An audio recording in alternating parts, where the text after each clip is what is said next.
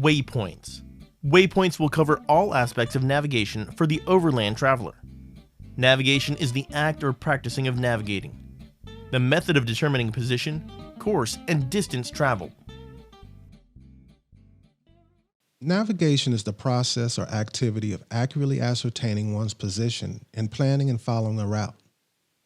I think there's more than enough information about basic navigation on the trail, but I don't see many overlanders addressing navigation outside of that. For me, navigation is by far the subject I'm asked about most often.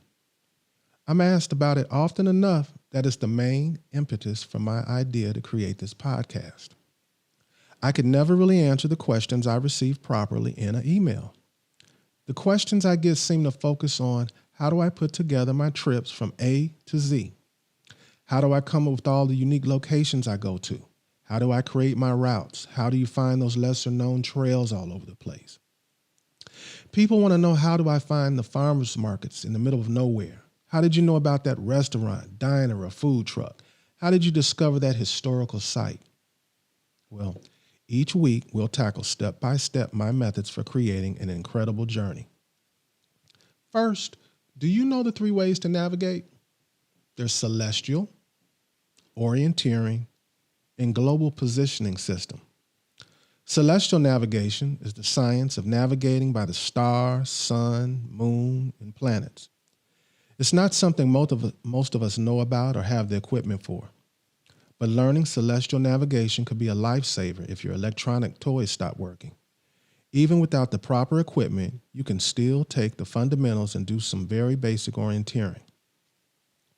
Orienteering is basically finding your way with only a map and compass. If you learn how to use a map and compass, you can pretty much navigate anywhere. You just use the map to give you a visual of the area, and the compass shows you the direction. GPS, it provides you with positioning, navigation, and timing on land or sea. GPS technology is in our cell phones, cars, and watches. It's also used for farming, construction, surveying, and lots of other stuff.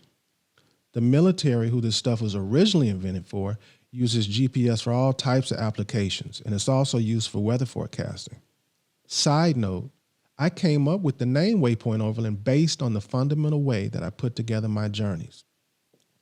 It all starts with that first waypoint, and I work off of that waypoint to create a route over land. This week, we'll be addressing my first steps in creating a route and an itinerary. The very first thing, as I said, is that very first waypoint. All throughout the year, I watch things like Art Wolf's Travel to the Edge, Travel Channel, Long Way Round, Alaska Off-Road Warriors, and other programs like that. I research film locations of movies based on their cinematography and the locations they're filmed in. Movies like Road to Paloma, The Big Year, Into the Wild, The Secret Life of Walter Mitty, Land Ho, Of River Runs Through It.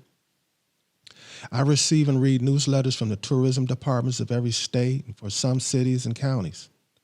And in addition to all of that, I always pay attention when someone tells me their stories of fun and adventure.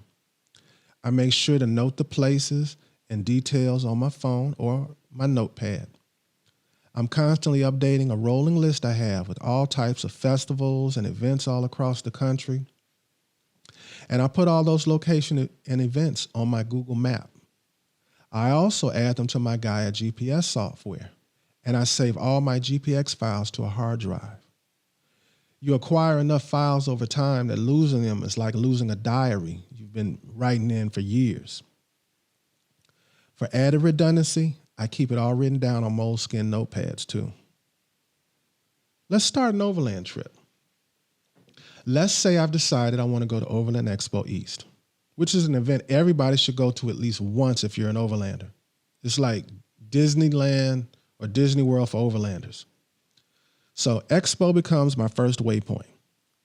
Then I look at the date I should arrive at that waypoint. Once I have this established, I then go to Google Maps and turn on the terrain feature to look at the terrain that lies between my starting point and my waypoint. In this case, the starting point is Washington. What I'm specifically looking for is the color green and bumps. I want as much of my route to travel through the green areas with the most bumps as possible. For me, Green means forests, national parks, BLM land, state and county forest, and hopefully trails and back roads.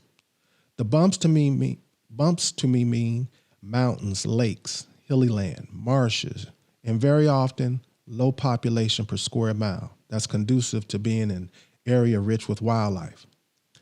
At this point, I loosely string together the events and locations to visit during my trip.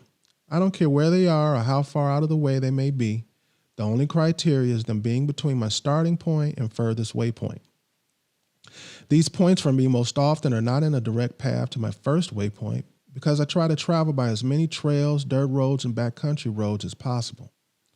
This is when I start to tighten things up and start creating potential routes. I use Guide GPS to look at campsites I've saved over the years to help guide me. And I just draw lines on a map at first. I look for actual roads and trails later. Now I have an idea of events, locations, and routes I might take. This is when I calculate how much time I would like to be at these places and add it all up with the general line of the start and finish date of my trip. Now it's time to compare possible routes with which one gives me the most green, the most bumps, top events, as well as locations and campsites. In addition to those considerations, I now start to consider actual day-to-day itineraries for each route. I want to get an idea of the rhythm for each route if I take it.